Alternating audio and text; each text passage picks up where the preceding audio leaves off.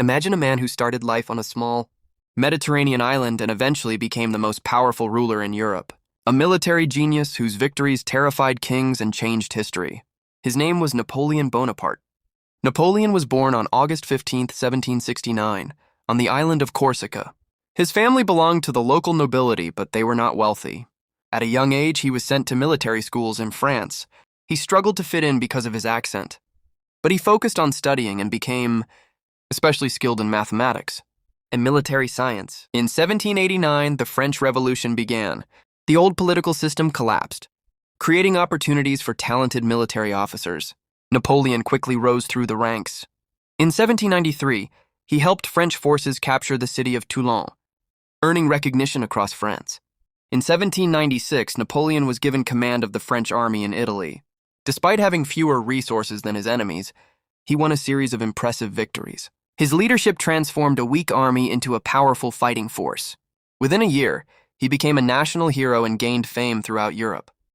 2 years later, Napoleon launched an expedition to Egypt.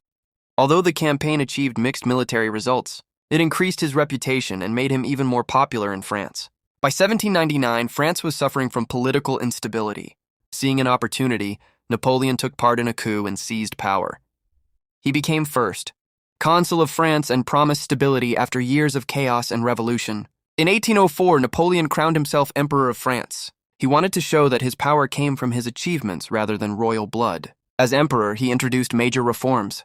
He improved education, strengthened the economy, reorganized the government, and created the Napoleonic Code. This legal system established equality before the law and later influenced many countries around the world. Napoleon also continued expanding French power across Europe.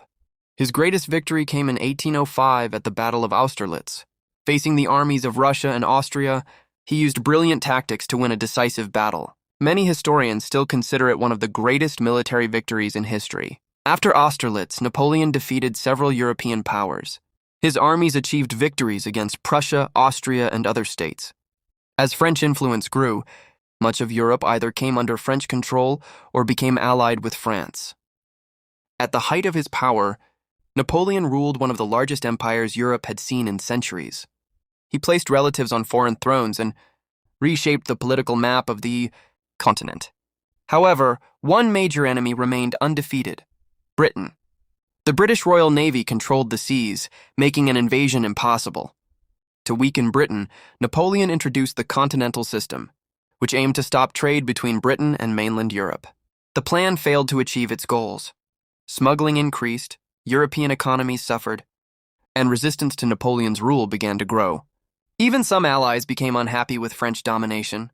One of these countries was Russia.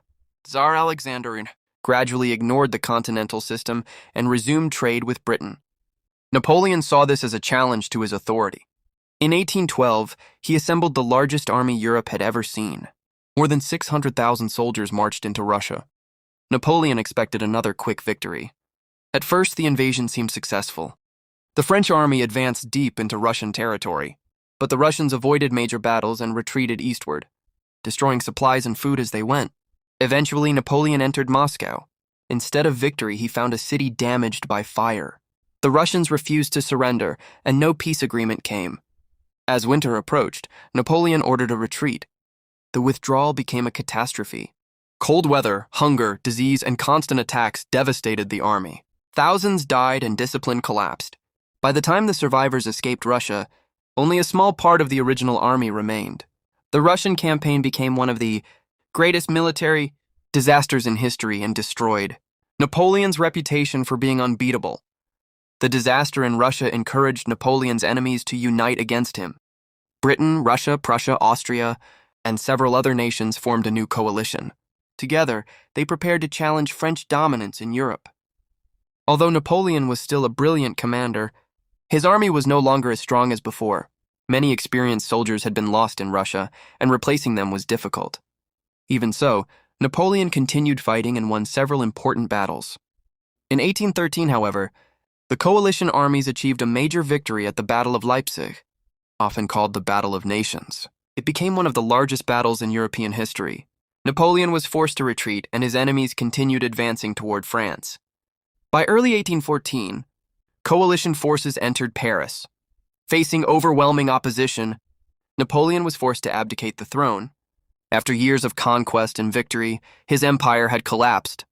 The victorious powers exiled Napoleon to the island of Elba in the Mediterranean Sea, although he remained the ruler of the small island.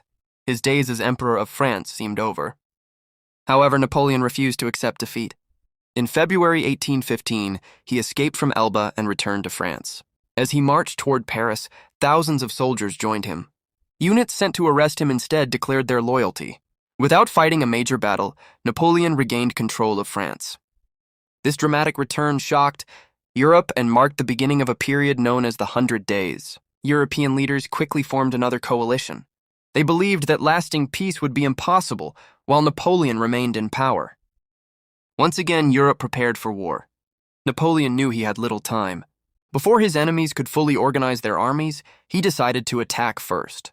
His goal was to defeat the coalition forces separately before they could unite against him. The fate of Europe would soon be decided on a battlefield in Belgium. The final chapter of Napoleon's story came on June 18, 1815, at the Battle of Waterloo in present-day Belgium. There, Napoleon faced British forces led by the Duke of Wellington and Prussian forces under Field Marshal Blücher. The battle lasted throughout the day. At first, Napoleon hoped to defeat the British before the Prussians could arrive. His soldiers fought fiercely, and for several hours the outcome remained uncertain. However, as the fighting continued, Prussian reinforcements reached the battlefield. Their arrival strengthened the coalition forces and placed enormous pressure on Napoleon's army. Despite several attacks, the French were unable to break the enemy lines. By evening, the battle was lost. Napoleon's army collapsed and retreated. Waterloo became the decisive defeat that ended his military career forever. After the battle, Napoleon returned to Paris. Realizing that further resistance was impossible, he abdicated for the second time. Unlike after his first defeat, there would be no opportunity for another comeback.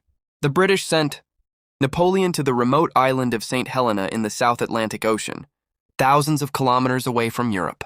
The island was isolated and heavily guarded, making escape almost impossible. Napoleon spent the final years of his life there. He often discussed his military campaigns, reflected on his achievements, and dictated his memories to companions. Even in exile, he remained one of the most famous men in the world. On May 5, 1821, Napoleon died at the age of 51. The exact cause of his death remains debated, though most historians believe he died from illness. Despite his downfall, Napoleon's influence survived long after his death. His military strategies continue to be studied in academies around the world. The Napoleonic Code influenced legal systems across Europe and beyond. His reforms helped shape modern governments, education systems, and administrative institutions. Some people remember Napoleon as a hero who brought order and modernization to France. Others view him as an ambitious ruler whose wars caused immense suffering across Europe. Regardless of opinion, few individuals have changed history as dramatically as Napoleon Bonaparte. From a young officer from Corsica to the Emperor of France, his rise was extraordinary.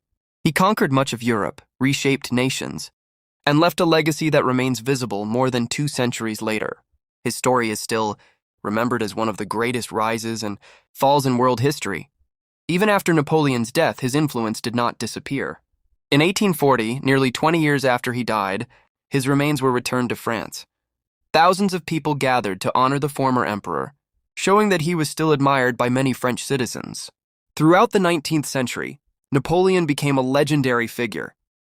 Books, paintings, and stories about his victories spread across Europe.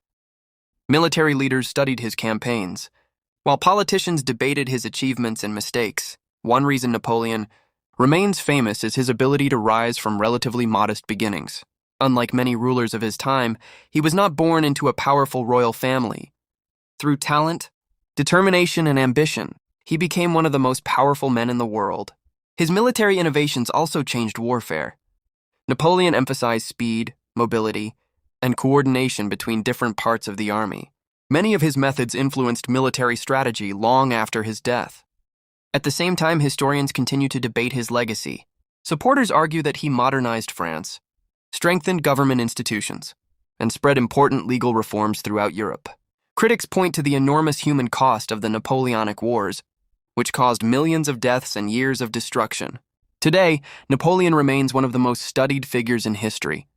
His victories, defeats, leadership, and ambition continue to fascinate people around the world. More than 200 years later, his name is still recognized almost everywhere, making him one of the most influential leaders in human history.